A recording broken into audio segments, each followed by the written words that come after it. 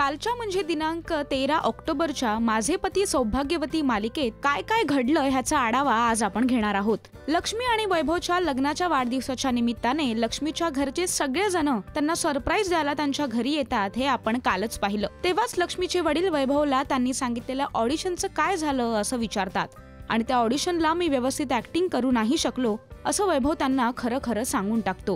हे ऐकल्यावर वैभवचे सासरे भंडारीला फोन करतात आणि माझ्या जावईच्या ऑडिशनचं काय झालं याची विचारणा करतात। त्यावर तुमचा जावई खोटं बोलतोय, त्याला अजिबात ऍक्टिंग येत नाही, ऑडिशन मध्ये तो स्वतःला प्रूव्ह करू शकला नाही, त्याला कॅमेरा समोर उभंही राहता येत नाही असं सांगतो। हे ऐकून वैभव खूप निराश होतो आणि तेवढ्यात लक्ष्मीची आई त्यांना जेवायला बोलवते। जेवणाच्या वेळी प्रकाश वैभवला त्याच्यासाठी आणलेल्या नवीन नोकरीबद्दल सांगतो आणि त्याच्यावर लक्ष्मीची आई ही वैभवला 10 वर्ष लग्नाला झाली असूनही माझी मुलगी सुखात नाही असं म्हणते, आता ऍक्टिंग सोडून तुम्ही एखादी नोकरीच करा असंही सांगते। हे सगळं होत असताना वैभव आणि लक्ष्मीच्या आईचा वाद होतो आणि काहीही झालं तरी मी कुठलीच नोकरी करणार नाही असं वैभव लक्ष्मीच्या आईला सांगतो आणि घरातून रागारागाने बाहेर पडतो।